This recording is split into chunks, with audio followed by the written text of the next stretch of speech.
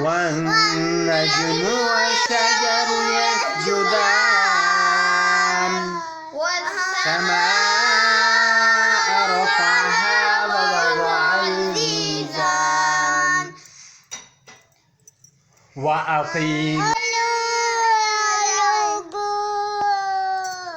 وأقيموا الوزن بالقسط ولا تخسروا الميزان